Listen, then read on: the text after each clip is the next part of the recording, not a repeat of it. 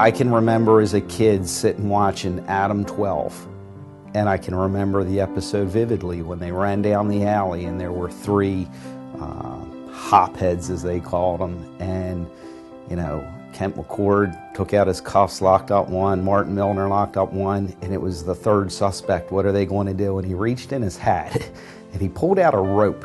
It was pre-flex cuff days, and hooked up this suspect.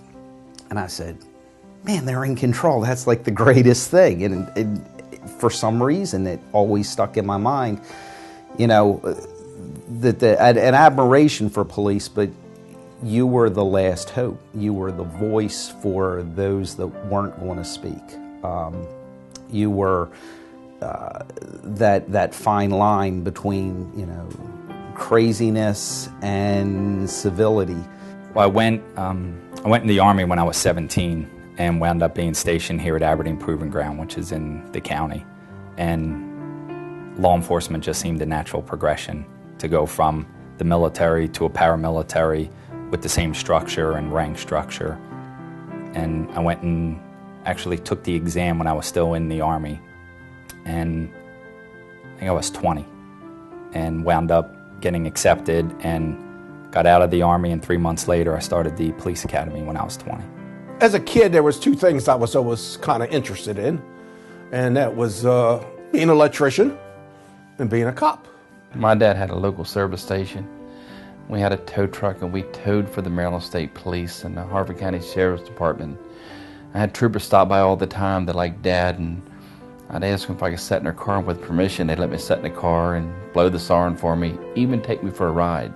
So from a young age, I knew I wanted to be a Maryland State Trooper.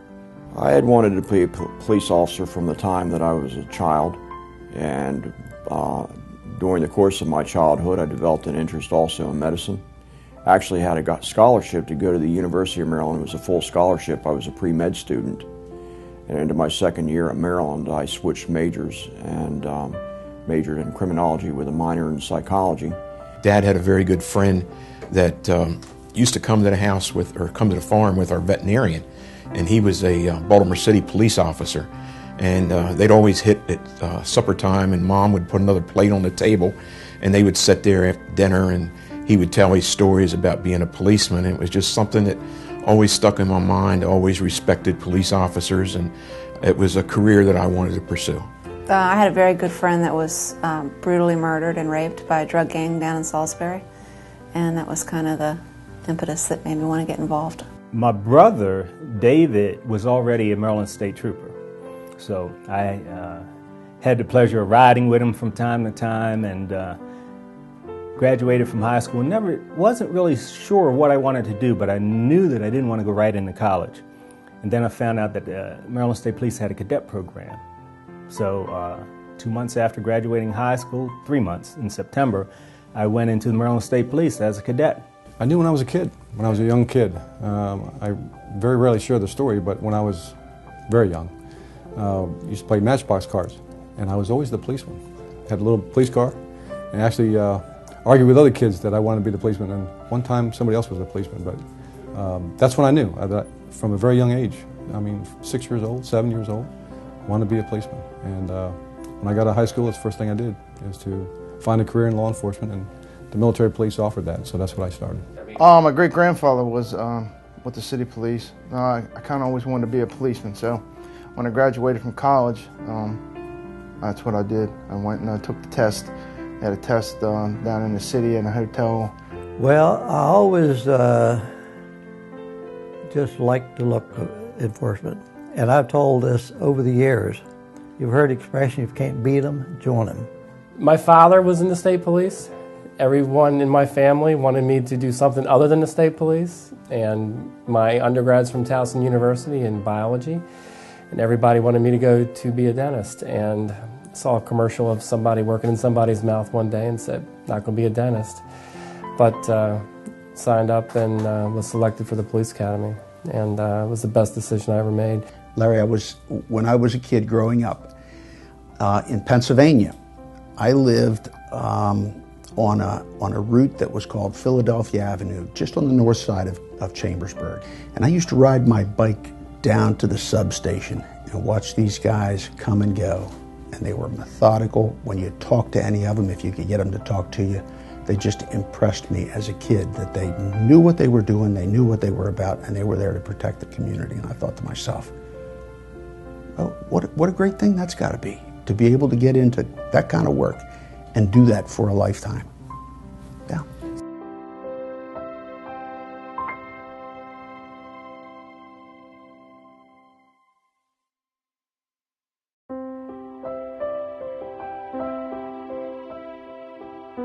There's an old saying that I was told by some of the old timers when I first came on. They said, when you first go in a police department, every day for the first 2 years, you're going to quit. But after 2 years, it kind of gets in your blood. And once it's in your blood, it's in your blood. You had to want to do the job. And I think that's one of the difference today with some of the guys that come on a job.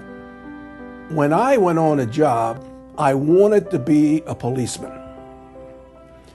I think we went through a period of time where a lot of people came on his job because it was a job. They couldn't get a job somewhere else, and it was a job that paid fairly good. When I went on, it didn't pay nothing.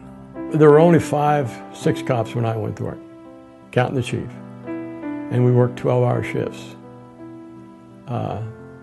6 days one week, 7 days the next. We got 1 day every 2 weeks off, 12 hours a day. And I quit a job at Chrysler for making $7 an hour to be a cop for making, I took home $85 a week at 12 hours a day. From day one, I always, people called me a pit bull, just constant energy. I just always kept going on and on and on and on. With a certain tenacity. You know, you had your routine, you went into roll call, you know, you went and you got your coffee, you talked to the guys and the girls in the squad and things like that, but you could go from, you know, a dog bite, kids playing basketball, maybe you're talking to a shop owner, and boom, there's a double shooting. In the very beginning, I can remember I used to just love, or used to pray for a call where I could turn on that siren and run that red light, and it's kind of a rush because now it's excitement and you're going to run to the big one, and here you are, you get out and you're the authority figure and you've got a gun on your hip, you've got a badge on your chest, and you roll out of there and you're all puffed up and ready to go, and you're going to solve that problem.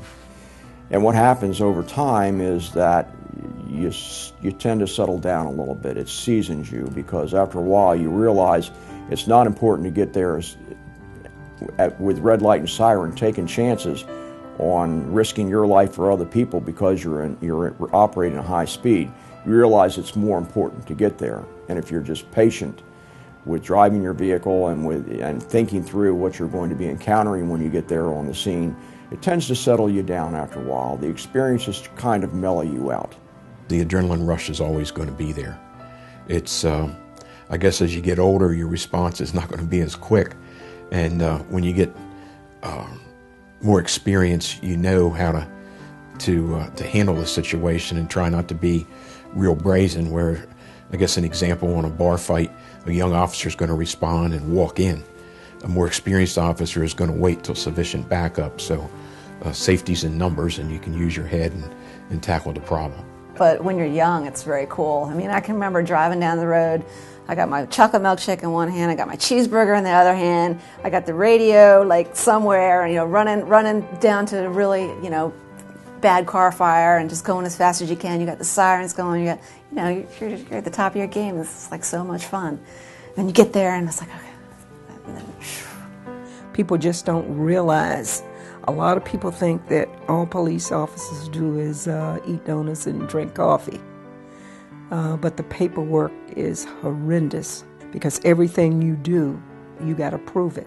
That can be really time consuming. You have to remember all the facts and you have to get them right in order to prove your case. You go out and protect the city you work for, whatever department you're in, what district. You talk to the citizens, you treat them right, you respect them, they'll respect you. You know? Don't go out there just because you carry a badge and think you're the baddest guy in the world. You know, it ain't going to work. You gotta have togetherness with your fellow brothers, and you got to deal with the citizens of the city the same way. You got to treat them the way they want you to treat you. For most of my career, I was married, and towards the end of my career, when my boys got a little bit older, I did get divorced, and you know, and I blame a lot of that on, you know, being gone a lot. You know, even when you weren't working, you were in court. When I was involved in canine, there was only 2 of us, so we were on call all the time. You know, it was taking care of the dog, going to the vets, doing this, doing that. So it was a lot of time spent away from home instead of spent away from the family. So I think that there is a lot of stress, at least for the family was concerned. You know, when you're out all night and all day and you come home for 2 hours sleep for an hour and you get back up and take a shower and you just go back out and do the same thing, those are the stressful times on the family.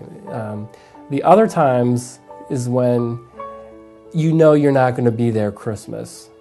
You know Christmas morning when nothing happens all day, and then you're getting off at 3 o'clock, and at 2:30, you know, somebody has murdered somebody with a hatchet on Christmas Day. Shift work is just horrible. It's disabling. I mean, we rotated every 7 days, and for me that was hard, because I mean I have a hard time with daylight savings, right? So you put me in this cycle where every 7 days I have to be like perform at a different hour. The stress on the family is when you're not there for the ball games, when you're not there for church, when you're not there for all the things that you can do. We're regular 9 to 5 kind of people, Monday through Friday, and you do what you want to do on the weekend. We had 1 weekend off every 5th weekend. You miss out a lot on what your kids are doing when you hold some of the jobs that I held, you know, because I wouldn't be there, or I'd be working shift work, or I'd be on a call. And you miss out watching your kids grow up a lot. You know, you do. That's one of the things you do. But I had a good wife that stuck by me. Never once did she say, you know, you ought to go do something else. Well, it wasn't so much the stress on the job, it was the family. Because things like the night shift, I enjoyed working the actual hours from 11 till 9, but the part I didn't like, come 9 o'clock, you got to force yourself to go into a dark bedroom and try to sleep, because you know you got to work that night coming up, while everybody else jumped up and about and everything for the day. And back then, my job was priority, unfortunately, because it took a toll on my family. And I'm sure that's what led to the first marriage failing, because of the job. It's not supposed to be that way. It's supposed to be. You try to debrief before you get home, because I always thought it wasn't good to carry the job home, because why make my wife feel the bad things? I told her some of the good things, but I didn't tell her many of the bad things. But it was difficult for my first wife, because I was in narcotics at the time. When I left burglary, I went to narcotics as a sergeant, and we worked a lot of hours, wiretaps and stuff, and it causes strain. And so as a result, I got divorced. You just weren't around enough. You couldn't really be a father and do your job. You know, you're out on the road then. You didn't have much time with your children, you know. So I'm making it up with my great-grandchildren now. You make sacrifices. You make sacrifices with the job. You know, you're not going to be off on holidays. You're going to miss anniversaries. You're going to miss dinners. You know, that special dinner, I'm on my way home and you got that last minute call, and 4 hours later you're still there. But in the same regard, you make sacrifices to yourself. You've worked 16 hours straight, you've had a 2-hour nap, but it's your child's karate tournament. You're going. It's parent-teacher night. I can recall a lot of times, 17, 18 days in a row worked. And that causes an internal stress. Well, the job is very stressful, and I think probably one of the tragedies of the job in terms of the effect it has on families is that many police officers have marriages that do end up in divorce, particularly those who are married when they come onto the force, because I don't think there's a true understanding of what you're getting into. It's the stress of the job, knowing that when your significant other puts on that badge and leaves to go to work, you don't know if they're coming home again. And then dealing with the issues of shift work and working nights and missing birthdays because you have to work, canceling vacations because you have to go to court. That tends to have an effect over time, and it's very stressful on the street. Sometimes you're doing a job where you think that it's a thankless job, and those kinds of things just wear on you over a period of time. There were times when you can't turn it off, or you have an incident, somebody points a gun at you, you go home, you close your eyes, and you still see the barrel of that gun. Seeing somebody innocent injured, that doesn't always go away either. But you have to leave some of it there, otherwise you're not going to survive. Your relationships, your marriage, they're not going to survive either. You have to put that stuff behind you to a certain degree, and that comes with having a good relationship with your wife and family, and having other things to do other than just constantly working. It's hard sometimes, especially when you move through the ranks and they give you the beeper and the cell phone, and even when you're home eating dinner, it's going off telling you that there's another homicide or another police-involved shooting, or something else that you might have to put the fork down and get up and leave. But that also goes with the territory. And a good spouse, as I think I have, they know that, and we manage to survive. It's not a job that you do for 8 hours and cut it off when you walk out the door, much like other vocations. It's a job, unfortunately, that stays with you, because you become such a part of it. It becomes such a part of you.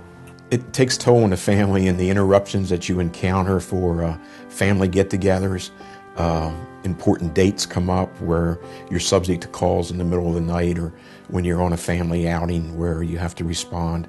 And it does place a real hardship on the family. It takes a special woman to be able to understand and sustain through all that. And I think I found it with my second wife, because she's been very good. A lot of times the young officers, one of the things I tried to counsel the young officers, and I was a product of it, and I experienced it. When you're a young officer, you're focused on relationships strictly within a department with your coworkers, and you don't cultivate relationships with anybody else. So then you get tunnel vision, or the Wyatt Earp syndrome, as they used to call it, where if you didn't wear the badge and the blue shirt, you were not a good guy. The good guys all wore a badge and wore a blue shirt. Anybody else was a bad guy. And that's the way they looked at everybody. But you have to cultivate relationships outside of the agency so that you can channel that stress and have other interests. And it just makes for a better, well-rounded individual, I think. My experience is if there's a good family core, if guys that really enjoy doing things with their family, they handle it much better than guys that don't have a family, or don't use a family as a getaway. They kind of just go from here to there. They're the ones that have the most trouble with it, I think. I think guys that have a good family core and do a lot of things with their family, I think they deal with it a lot better. It's easier for them. And then comes that word, pride, because that's what cops are. Cops are proud, and we teach them to be proud, to wear that uniform in such a way, that they don't demand respect, but it's commanded, because they're professionals. We solve problems. We don't take our problems to be solved. But we have to teach our cops that what did I say before? We're people too. We have problems and we need other people to help us with our problems. What a lot of cops do is compartmentalize to those things that they experience at work. They try not to take home. They leave at work, which can cause some stress with the officer alone, because if you don't talk about those things that are traumatic that you see every day, a lot of which are negative, it can affect you in a bad way. So you have to have a way of talking about that, of sharing it with someone, and getting it out. But unfortunately, a lot of cops don't go home and talk about those things to their husbands and their wives. From the perspective of the spouse, it's, why don't you talk to me about your day? And when much of what you have to talk about is not of a positive nature, you're reluctant to share that with someone. You don't want to talk about negative stuff. And unfortunately, you get into the habit of not talking about the negative stuff. When the good stuff happens, you don't talk about that either. So communication is very important in a relationship, any relationship, but extremely important in a husband and wife relationship if it's going to survive and be prosperous.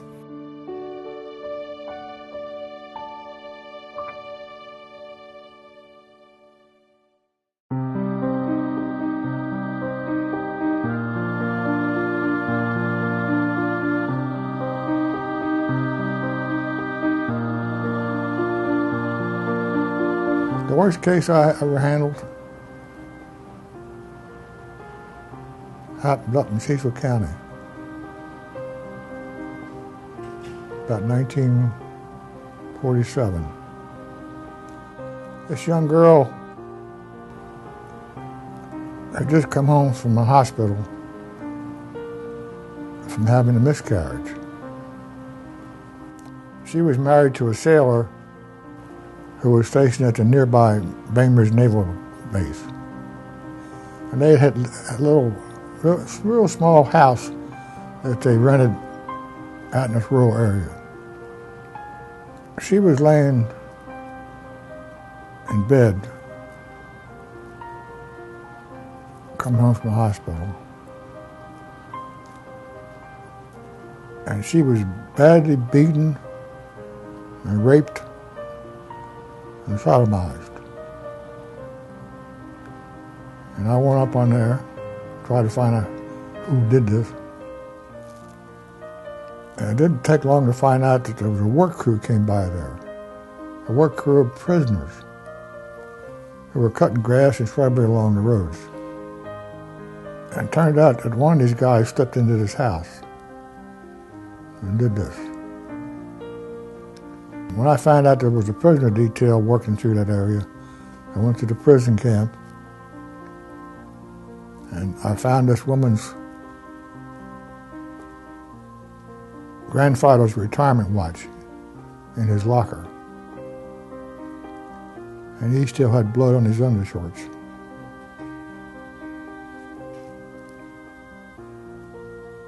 And he was hung. We had a hanging penalty done. He was hung. And I went down to the penitentiary to watch him hang. A lot of years went by, and that girl's husband dumped her because of what happened to her. And she was in and out of mental hospitals. And 20 years later, I got a call to go up to Rising Sun to this house.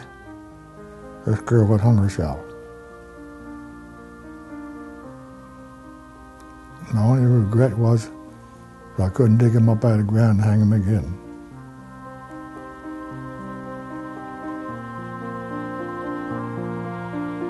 We pulled out to Route 7 and Route 40, and I happened to look up towards the Route 40 bridge, and I could see fire. When we got up, the car was laying on its top, and there was a girl underneath of it. And I tried to get up to it. I couldn't get close enough to the car, and she was dead already anyhow because the fire was blazing. She was laying on top of it. And we got to walking around. We found one other girl in the field off to the right. And they just made a left turn right off of 40, right across the center of Route 40 between the two, north and south. And this happened to be a Greyhound bus coming up, going towards New York, and they hit the car broadside, and it blew up. And the bus made one complete half turn and probably went the distance of a half of a football field backwards up the highway and pulled off in the grass plot. And that was my first experience in an automobile accident. It was probably one of my worst. The hardest, the absolute hardest drunk driving arrest I ever had, we had 2 Maryland State Troopers that were killed, ran over by a tractor and trailer right here in Harford County on I-95. I'm not an I-95 trooper. I work the county area. My sergeant called me, said they got a fatal down there. Are you going to go? I said, well, Lord, no, we don't go on I-95 unless you're assigned to that barrack. He said, it's a trooper. It wasn't too long at all. I was there. Terrible, terrible cold early morning. I mean, no wind blowing. And this tractor and trailer just crushed his car. It didn't even look like a car. And it was Trooper John Sawa. He's a personal friend of mine. We'd have lunch together once in a while. And he was training for the last night, this brand new trooper. They would go off for night shift, and then this trooper would come back with his car to start his single career with the Maryland State Police. And they were both killed. I saw one being flown out, but he died. He died. I ended up going to the hospital and actually had to take the gun belt and all off that deceased trooper. And you'll never forget that. You'll never forget that. The guy you ate lunch with, you talked to. And yet, I ended up making the arrest on the guy that was involved in it. It was a .15 blood test. And that night doesn't haunt me, but I'll just never forget that night. One of the things that really sticks in my mind was a young boy in the upper end of the county, in the Forest Hill end of the county, who came home from a party one night, underage boy. His father was waiting up for him, and the boy had been drinking, wanted to go back out. The father wouldn't let him, and they had some kind of, argument, and the boy went up and went into his room and ended up committing suicide. Well, myself and another sergeant, we were both sergeants at the time, responded to the call, and of course the father didn't go up to the room. We went up there and, we discovered he had committed suicide by the use of a shotgun in his bedroom, which was a mess, but needless to say. But for years after that, it was the oddest thing, because when we got there, it had only happened a short period of time before that. So the smell of the gunpowder was still entrapped in the room. And, that was the first thing that hit you when you went into the room was this gunpowder. And I can remember after that, for months and months after that, every time we would go to the pistol range, and our pistol range at that time was inside. Every time we would go to the pistol range, every time I would, go to qualify and we would shoot, as soon as I smelled that first shot of that gunpowder, there was like a thought that came back into my mind about, what this boy had done and what made him do something like that, because he had an argument with his father. All of a sudden, he started coming out of the mobile home, and everybody took cover. And I was on this side, and it was another street in between us. It was like a horseshoe area. And I couldn't see what was going on. And then I heard shots. I heard them tell him to put down his weapon, and they fired off again. I was right here behind a vehicle, and I saw what I thought to be the suspect with a rifle trying to reload. And all of a sudden, I heard gunfire. And I'm thinking I'm right in the line of the gunfire. I saw the suspect fall, and he turned blue and died right there on the scene. Got there, and the car was actually parked at a local hotel, and the woman and her 4 children had pulled over. She had a 6-month-old a 2-year-old, a 3-year-old, and a 5-year-old. And she went inside to register for the night. And the 2-year-old, unbeknownst to Mom, had a pack of matches. And he lit the car on fire. And all but 2 of the babies burned up completely.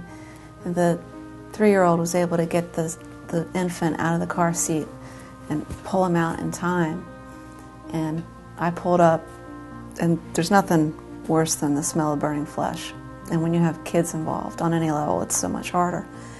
And the little 3-year-old, as I pulled up and got out of the car, he kept running up to the car door, which was still very, very hot, and trying to open it to get out his siblings. And it was just the saddest thing. I'll never forget it. The traffic fatalities, to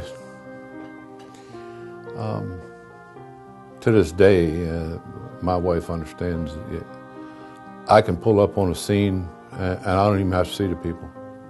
If it's in the air, if there's death there, I can smell it. And I don't mean an old cadaver. I'm talking fresh. So, yeah. The worst part of that detail is the death notification, where you got to go and tell family, and very often you don't get wearers of the cloth to accompany you. You're out there. Once again, it's me, myself, and I. So if you're lucky, you can get a family member other than the household you're going to go with you, so that you don't have to stay there a long time to try to console somebody. I remember the first one as if it happened yesterday. Can you tell me the situation? I can tell you that a 23-year-old daughter was killed outright on the Baltimore Beltway, and that the family lived on Harford Road. I still drive by that house. And I still think about her every time I drive by there. I know the one thing that always stays in the back of my mind is we had a young kid on a bicycle that was run over by a garbage truck. And that was one of the most gruesome things I've ever seen. And I try not to think about it, but periodically you do. And it's something that never goes away, but you just got to learn to deal with it. Probably one of the most difficult things is knocking on the door, telling a loved one that, telling someone that their loved one has been killed in an automobile accident. One of the worst cases I've ever been involved in, where we had a terrible head-on collision on 152, and there's 2 ladies. As I remember, it's 2 ladies, and there was a small baby in the car. Well, I didn't know there was a small baby in the car, but one of the ladies that was going into the ambulance said there was a baby in the car. Well, I found the baby embedded underneath the seat of the car. It was horrible, and that stuff stays with you forever. You just especially when you're the one taking the baby out of the car. It's just unbelievable what the damage and destruction that an automobile can do to the human body. It's incredible. And I live with it for the rest of my life. The bad times when you had to go, I helped form the chaplain corps in the Maryland State Police, because I felt that one of the toughest jobs that a trooper ever had was going to a house and telling a person their wife or son or daughter or father or mother was killed. So we formed the chaplain corps, and after that we started taking the chaplain. I think another tough thing I had to do when I was on the job was these people lived in the little town of Berlin where I worked, and the lady had 2 sons, and her husband worked in a nursery. And the bad part about it was they had been up into New Jersey and they were coming back, and a recap tire they had on their vehicle blew, and they were both killed. And I had to go tell the 2 boys that their mom and dad were dead. Now that was hard. That was really hard. And because I knew the boys, knew their mother and father, and it was really tough. Well, I think what people don't really realize is they just don't realize what people do to each other. It's you see it on TV, and you think people get shot in the arm, and then they still climb up ladders and all. But you know, even the guys that handle the accidents, you know, the traffic accidents, it's just kind of heart-wrenching when you get there and you really see people suffering the way they do. And, you know, it affects everybody differently. Things go through your mind differently, you know. But to actually see what people go through and how they, you know, they suffer and how it affects their family. And it's something that people that watch television, you know, if you're not in this line of work, you just wouldn't believe what it really does to people, what it really does to their family, and how it affects the rest of their life. You know, people get raped, people get shot at, people get robbed. I mean, they're scared almost the rest of their life. You know, there are certain places they won't go.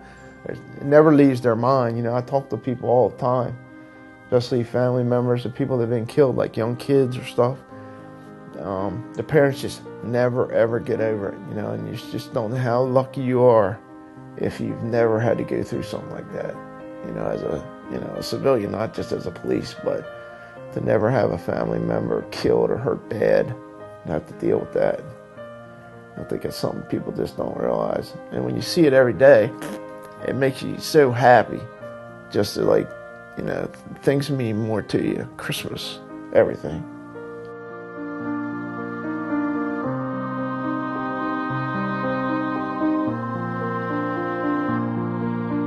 The year 2000 was a very bad year here in Maryland. I was in my first year of law school and on the board for Concerns of Police Survivors. And on this particular night, October 30th of 2000, I pick up the phone, call the barrack. He says, "Oh, LT, you didn't get my page?" And I was like, "No." He's like, "You haven't heard?" I said, "No." He says, "Man," he says, "Ed Totley's been shot." Just talked to the man that morning. Very, very, very good friend. Served with him for many years on the executive board of the Coalition of Black Maryland State Troopers. We were just very, very good friends. We fly down the road, get to the hospital. The hospital is just filled with police everywhere. And I walk in, and one of my friends put his hand on my shoulder and said, "He's gone, Lee, he's gone." And we stood in line, and as I stood in line, the details started coming out because we were going to go by and view the body before they took him to the morgue. And the details came out that he had done an undercover buy, which I knew he was doing. He was so excited about it. He told me about it that morning. And the guy had doubled back on him and shot him in the head. And when I got there to the body, his head had been wrapped in, I guess, towels, like a turban. And I put my hand on his chest, still warm. A friend of mine, Eddie Totley, was a drug investigator. It'll be 10 years ago, October 30th of this year. He was working a case in Prince George's County. He was trying to take down some drug dealers in an area called Tacoma Park, which they had a lot of problems. We were monitoring this case. There was 2 cameras in the car, and this guy executed him in the car on film. And his wife worked for us in the Maryland State Police. And of all the times that you've seen police officers that die in the line of duty, you know, you're usually there after the fact, unfortunately. You know, for me, we were called right away. We went to the hospital. We had the wife, our employee, flown in, and we all sat there and watched this officer die. It's one of those moments in time. It's just hard to describe. Your friends, your colleague, you know, the wife is a co-worker, friend, and colleague, and it was a pretty numbing experience, and it still is. It still is today. You really, really never get over it, and that gets me back to, if you're not an optimist and you're trying to do this kind of work, these kind of things can really hurt you as a person. Ed Totley, an undercover police officer, was gunned down in an undercover situation. He was shot that was in my later years while I was down at Columbia. And that was devastating because we hadn't had an undercover involved in a situation like that as far back as I could remember. Yeah. Ed Totley, who was no doubt by far the best narcotics agent that probably this whole state had ever seen. He just had that knack of, I mean, his smile, I mean, you just couldn't help but to love the guy. But in October 30th, late that night, I'm home asleep and phone rings real late at night. And it was a fellow trooper on the phone calling me to tell me that Ed had been shot making a drug deal. Right away I knew what it was.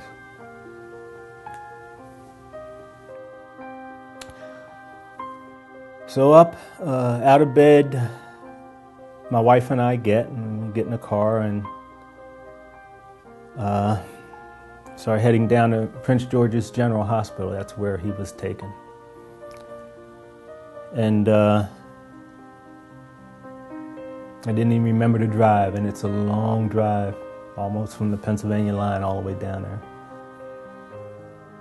And we get down there and get into the hospital, and his wife is there, Inez, and he's already passed, and he's laying down, his head's bandaged, and so I'm like, you know, what happened? Lindsay was supposed to go and retrieve the dope and bring it back out to Ed, and apparently Lindsay had decided to rip Ed off.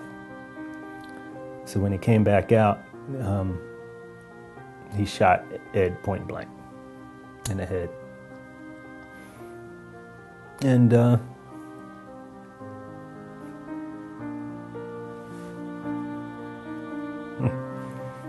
it's been 10 years. But it doesn't seem like it.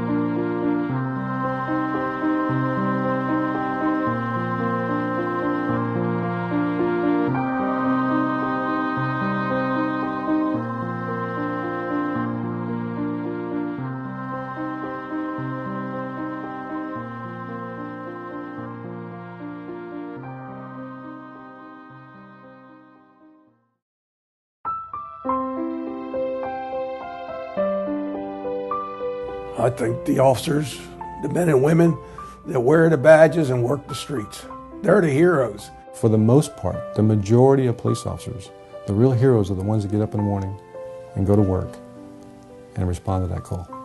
There's no face on it.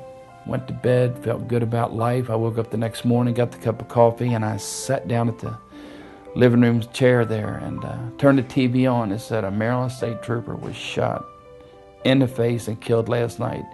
And it was Trooper Wolf, Ted Wolf. He was sitting right across the table from me the night before.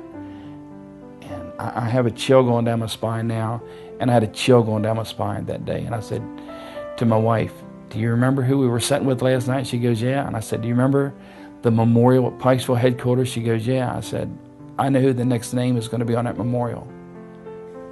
Those are the true heroes. You know, if you interview any of these cops, the heroes are the families. They're the ones, you know, that hug you and kiss you, and they know if a uniform comes to the door, it's not going to be good, you know. So they're the ones that deserve, you know, all the credit. You do a documentary on the families. I can remember there were many times that there were a police officer that was shot and she was watching television. She would never watch the news. She would turn the TV off because she was afraid that it could have been me. But I will tell you, the job has been very difficult for her. And I often think that if people are going to say that I'm a hero,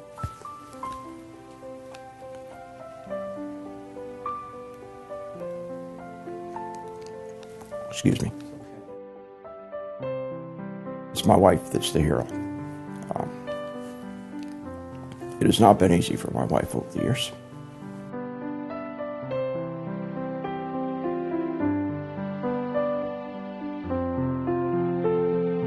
I asked a couple old timers that I knew in law enforcement over the years, how do you know when it's time to retire?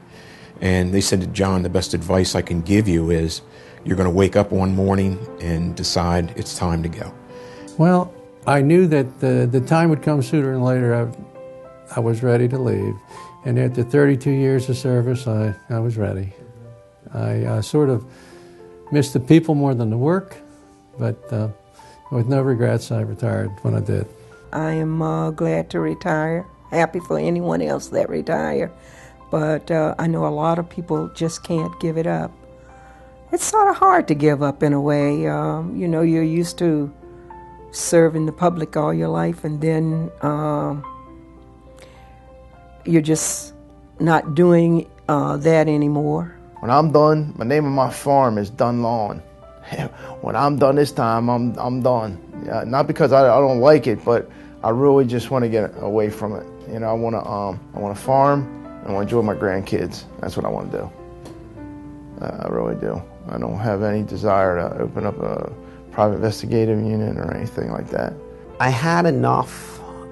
I retired when it stopped being fun, when you don't look forward to going to work, or you're counting down the days. I'd had enough. I'd made it to pension, past pension. You know, I made it to the rank that I wanted to be and retired out as a detective sergeant. But you still have the desire. The job needs to be fun, and it needs to be rewarding. And if you wake up one day and it's not, then go find something else to do, because it's too dangerous to be doing it, and if you're not going to do it well with every bit of passion that you have. And I just woke up one day and I said, you know, it's probably time. So the day that the call goes out on the radio and you hear it, whether you're a lieutenant, a captain, or a chief, the day that you don't get excited and think to yourself, how would you react to that call, or what would you do? How would you approach that? Is the day I think you need to consider finding another, either retiring or finding another line of work.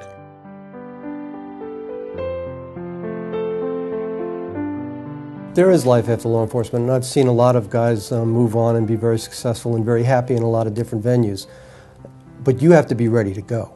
You have to know that you've done your time and you're ready to move on to something else.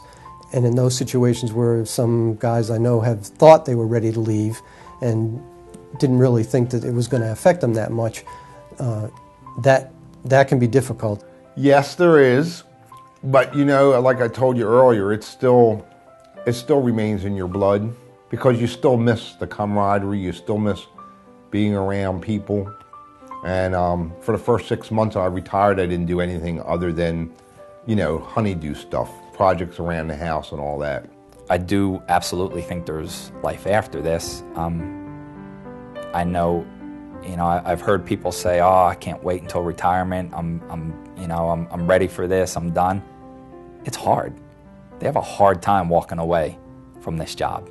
They really do. As much as they'd like to say, "I got no problem doing it," with guys like me, this is all I know. I started this when I was 20. I'm 41 years old now. I have no marketable job skills on the outside except for security and the fact that I can buy drugs. Yes, there is. A lot of times, I always harped on that with the younger officers, and I've told them since I've retired, I said, let me tell you, there is a life after law enforcement, because you develop a circle of friends, and you still have your memories, and I still miss, I still miss the people that I work with, and I still cherish some memories, but I've enjoyed myself. I'm glad I made a decision. There is some that have a difficult time doing that, because some of them, it's different personality, quirks. It's the loss of that authority. It's sometimes difficult. You want to react when you see a situation and then you've got to tell yourself, wait a minute, I'm retired. But it's that automatic response that was drilled into you over the years and that you experienced. It's hard to break, but you just have to realize that it's a reality. There is life after police work, and you only live once. You have to do other things, but you still have to appreciate what got you to do those other things. And I still do that. Law enforcement has done well by me, and I've done well by law enforcement. And I thank every day the fact that I have all these blessings, my children and my family, and that I'm still here to enjoy that. Somehow I survived my law enforcement career. When I look back and look at these instances, I don't know how.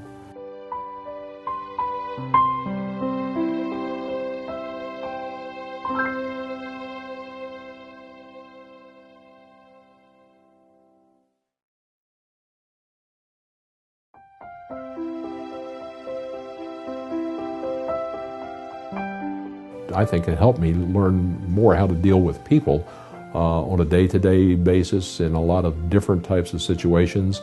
And even though I only stayed 16 and a half years, I have absolutely no regrets.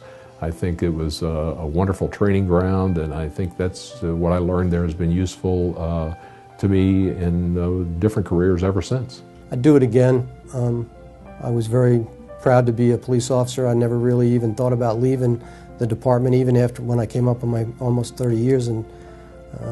But you know, at some point in time, I think most of the guys that I know that have done it at that stage have looked toward the family and said, you know, enough was enough, and now it's time to move on and maybe pay some attention to those areas that you didn't during the early years. The career to me was good. If I had it all to do all over again, I'd do it over again.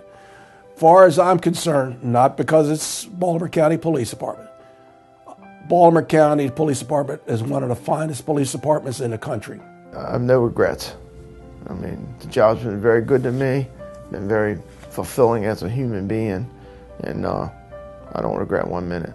I regret some things that happened, but I don't regret ever being a policeman, ever. No. You know, I just think the goods outweighed the bad a heck of a lot more than, you know, than anything I could have asked for. You you learn a lot in your career. I felt like I did my best, you know, all around in the 30 years I was in the career, and I'm still doing somewhat of a thing. So hopefully you learn from mistakes and you remember the, you know, the things you did right, and you continue to do them right. I loved law enforcement. One thing that I loved about it was being able to help somebody and have somebody say, thank you, Jim, for whatever it was I did, you know. My heart's still in it, always has been, always will be. And I love seeing the old troopers. So there's good, there's bad. Something I would never, ever replace it with anything else in the world. It's just, and it's not the money. I had a nice house, and I had an in-ground pool, and I had a nice car. But it was right here. It's absolutely deep. It's deeper than anything you can feel. You got to feel it because it runs through your veins. It gave me the opportunity to jump in for that lady that was smacked by her husband, for that person that's trapped in that car, to have the opportunity to reach down and hit that button on that patrol car, to throw the lights on to get that violator stopped. No, I have no regrets. I would do the same thing over again, and I am going to have a hard time walking away from the job when it's time to walk away. It's not something you're going to get rich on. It's not something you're going to get famous on. But in the end, when it's all done and over with, speaking from experience, when someone, if they stick with it and they reflect back on their career, the rewards are there, the appreciation of the public is there, you're able to put it more in perspective, and you realize that while portions of it are thankless, I did make a difference, and there are people that recognize that. It was an experience that I really enjoyed. It was an interesting career. We saw a little bit of everything. We had our share of homicides, robberies, rapes, and I received a number of accommodations. But my honesty and integrity and my reputation was something I was extremely proud of, That's something nobody ever take away from you. My retirement, I was very flattered. They had a large retirement party that was well attended, and I was roasted, and it was really nice, and I really enjoyed it.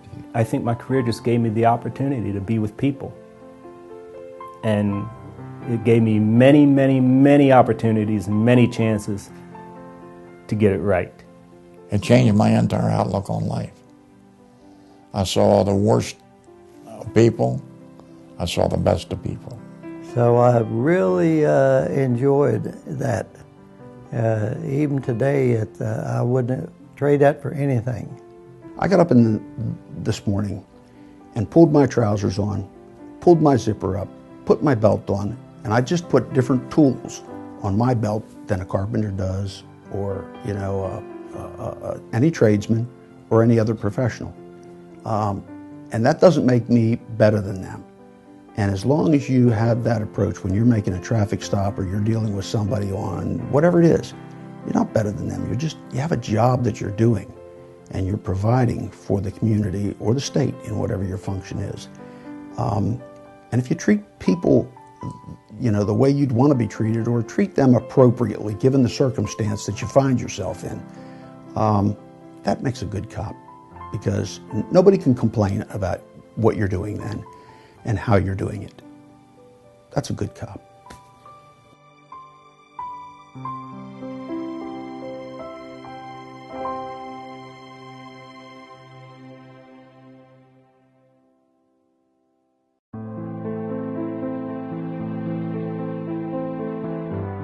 It's a symbol of those that went before me.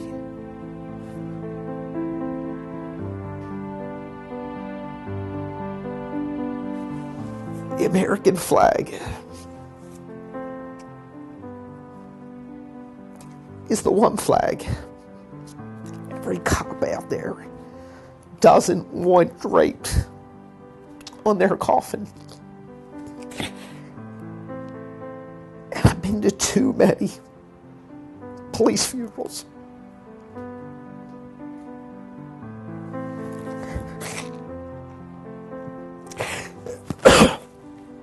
And I apologize for emotion, but I don't apologize for caring and remembering. Seeing an officer lifeless, being hauled on a gurney that you had just gone to breakfast with, or that backed you up on a call, or you worked a ball game with 2 weeks ago, whose life was stolen from him. And that American flag means it's that symbol of those that went before me and the greatness in this country. That Constitution, those rights, the victim, the criminal's rights.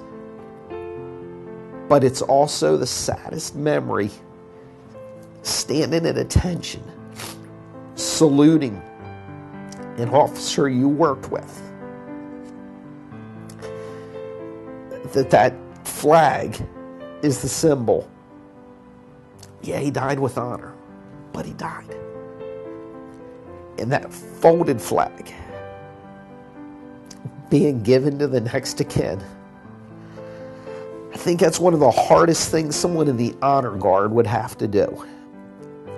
But for every cop standing there, it's the hardest thing to watch that widow, that child, that mother, father receive that flag.